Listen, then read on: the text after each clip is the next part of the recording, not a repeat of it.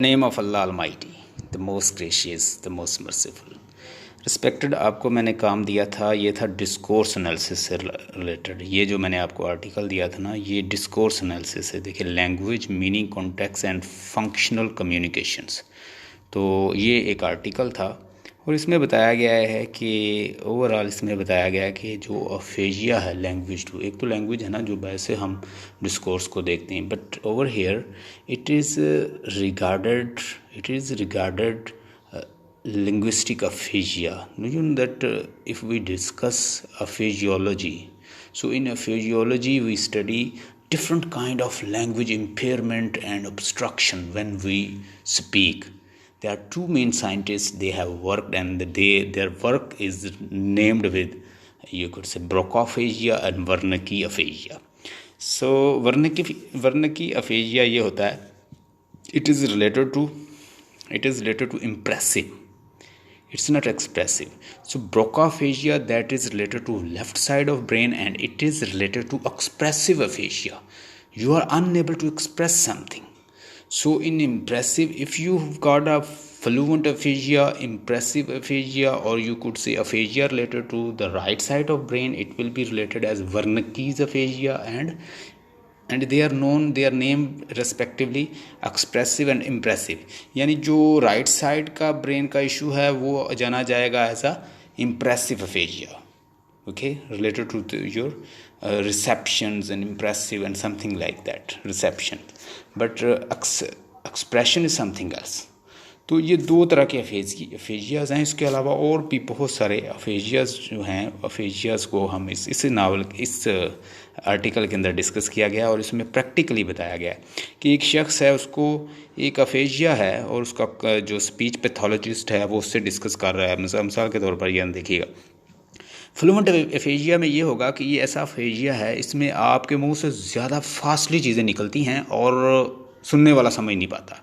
अब यहाँ पे अगर देखें तो जिम जो है, जिसको ये प्रॉब्लम है, अब देखें उसका स्पीच पैथोलॉजिस्ट भी उसके साथ है। वो कहता है कि जब आपको स्ट्रोक हुआ तो आपके साथ क्या पोजीशन थी। कहता है what happened when you had your stroke. तो वो आगे से जवाब देता है माई आई हैड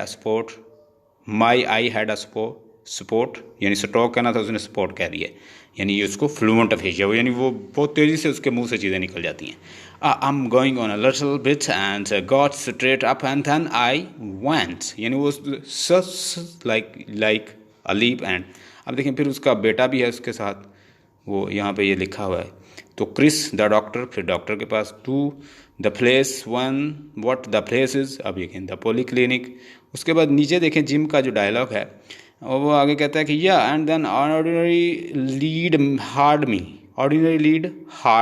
यानी जो एग्जैक्ट वर्ड है वो उसके मुंह से, ये इम्पेयरमेंट है, इसको कहते हैं। ये फ्लुएंट अफेजिया हो या ये रिलेटेड अगर ये इम्प्रेसिव अफेजिया है या जो रिसेप्शन अफेजिया है, आप ठीक से समझ नहीं पा रहे और आपके मुंह से बड़ी तेज़ बातें निकल, ये स्पीच से रिलेटेड इशू तो है। तो इसमें देखा गया है ओवरऑल डिस्कोर्स का analysis with respect to अफेजियोलॉजी।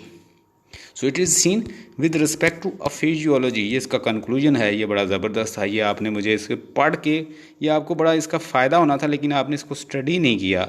Dear, आपको इसको स्टडी करना चाहिए था। कहता है in this paper we have suggested that the functional approach to communicate pioneered by Audrey Holland was ensured that the research and clinician जो हैं, जो क्लिनिकल रिसर्च करते हैं उनको कहते हैं क्लिनिशियंस। तो क्लिनिशियंस से रिलेटेड ये वर्क था और that is related to discourse analysis. At least it is related to your field but you didn't study. तो यहाँ पे था work with the people with aphasia language impairment, language disturbance, you are unable to express, you are unable to receive, so it's related to reception as well as expression aphasia. So that was related to this work, but you took it something else rather than doing this. You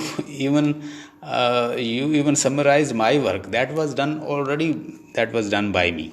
So whatever you have to do this, my dear. It's not very difficult, as both discourse analysis and conversation analysis have been increasingly applied in the field.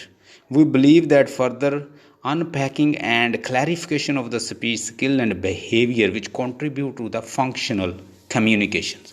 तो ये बड़ी ज़बरदस्त थी. ये आप इसको अगर read करते थॉरली तो that was going to give you lot of benefits, but you didn't study. So I hope कि नेक्स्ट असाइनमेंट आप ज़रूर करेंगे. ये देखना, ये पूरा ये रिसर्च एक था, language meaning context and functional communication, that was related to discourse analysis. ये डिस्कोर्स एनालिसिस से था, आपने इसको नहीं किया. तो एनी हो, नेक्स्ट टाइम मुझे उम्मीद है कि आप इसको करेंगे. और ये मैं आपको सेंड कर रहा हूँ, ये देखें, आपने इसको पढ़ना है. Aphasiology. Aphasiology is a study of the language impairment usually in resulting from the brain damage due to the, ये लिखा, neurovascular accidents and hemorrhage stroke are associated with a variety of neurodegenerative disease including different type of dementia. So जो different problem है mind से related, you are unable to express, you are unable to speak, you are unable to retain, you are unable to utter, you are unable to express. So there are a lot of, you know that when we study auditory phonetic, we study inner and outer function of the ear, we study even the brain, the idea, the information you take and they ultimately travel from your ear towards your brain. Brain के अंदर क्या function होता है? It is also part of linguistic. So we have to study. A number of aphasias have been described, but two are best known: expressive aphasia, Broca aphasia. So Paul Broca, the French physiologist, and then we have German Wernicke.